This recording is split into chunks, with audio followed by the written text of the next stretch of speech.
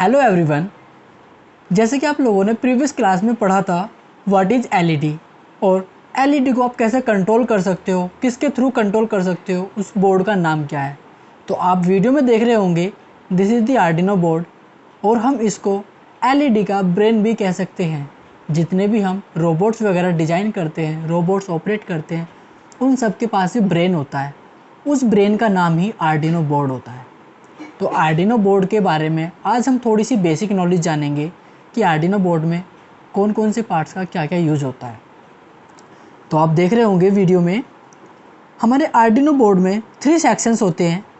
एक सेक्शन है digital section, जिसके अंदर 14 डिजिटल पिन्स होती हैं, जिसमें से 0 और 1 हमारी रिसीविंग एंड ट्रांसमिटिंग पिन होती है, जिसका यूज़ आप करते हो सिर्फ ब्लूटूथ और अदर मॉड्यूल्स को डेटा ट्रांसमिट और रिसीव करने के लिए।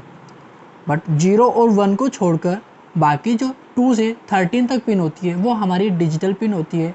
उन पिन के थ्रू आप डेटा रीड एंड राइट कर सकते हो, यानी कि इनपुट और आउटपुट दे सकते हो। हमारे पास जो डेटा आता है वो 0 और 1 की फॉर्म में आता है, या हम कह सकते हैं इन्फॉर्मेशन हमें 0 और 1 की फॉर्म में मिलती है डिजिटल सेक्शन से। अब सेकंड सेक्शन होता है हमारे पास analogue section.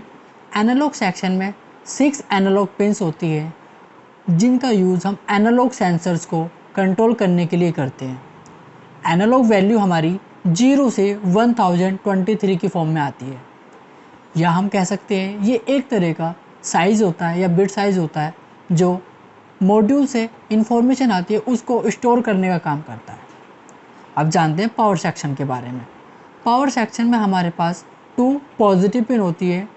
First one is 3.3 volt and second one is 5 volt. इन दोनों पिन्स का यूज़ आप अदर मॉड्यूल्स को ऑपरेट करने के लिए यूज़ करते हैं, जो हमारे आर्डिनो से सीरियली कनेक्टेड होती हैं। एंड 2 ग्राउंड पिन्स होती हैं एंड थर्ड ग्राउंड पिन हमारी डिजिटल सेक्शन के अंदर होती है।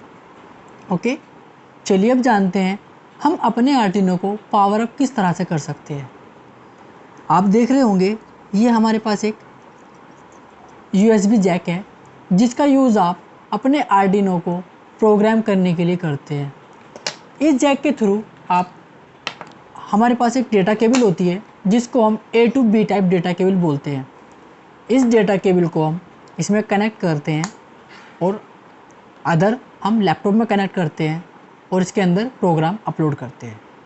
ठीक है, और इसके थ्रू हम अपने आर्डिनो को पावर अप भी कर सकते हैं। और सेकंड ऑप्शन होता है हमारे पास बैरल जैक। बैरल जैक से आप 7 वोल्ट से 20 वोल्ट तक की सप्लाई आप प्रोवाइड करा सकते हो। इसका काम सिर्फ अंदर 5 वोल्ट को सेंड करना होता है। क्यों? क्योंकि हमारा आर्डिनो 5 वोल्ट पर ही ऑपरेट होता है। अगर आप इसे 7 से 20 वोल्ट तक कितनी भी सप्लाई दोगे, ये अंदर सिर्फ 5 वोल्ट पहुंचाता है। ठीक है, थर्ड ऑप्शन होता है हमारे पास पावर सेक्शन के अंदर। आप देख रहे होंगे V in and ground pins होती है। इन पिन्स के थ्रू आप अपने आर्डिनो को पावर अप कर सकते हो with the help of 9 volt battery. Okay, चलिए अब थोड़ा सा और जान लेते हैं कुछ बेसिक्स पार्ट्स के बारे में। आप देख रहे होंगे एक रेड बटन है, इसको हम बोलते हैं रीसेट बटन। इस बटन का यूज़ हम अपने आर्डिनो के प्रोग्राम को रीसेट करने के लिए करते हैं।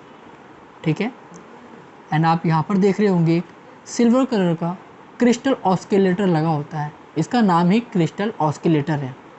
इसका काम होता है डेटा को रिसीव और ट्रांसमिट करना, किस रेट पर हम ट्रांसमिट कर रहे हैं और रिसीव कर रहे हैं। इसकी फ्रिक्वेंसी 16,000 मेगाहर्ट्ज़ होती है।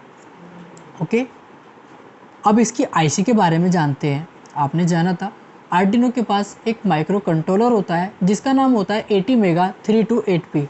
तो आप ये आईसी देख रहे होंगे, इस आईसी में 28 पिन्स होती है और यही हमारे आर्डिनो का ब्रेन होता है।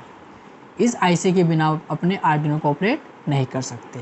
ठीक है, तो आज हमने जाना आर्डिनो के बेसिक्स पार्ट्स के बारे में, आर्डिनो के किन पिन्स का यूज़ आप किस तरह से कर सकते हैं। ठीक है।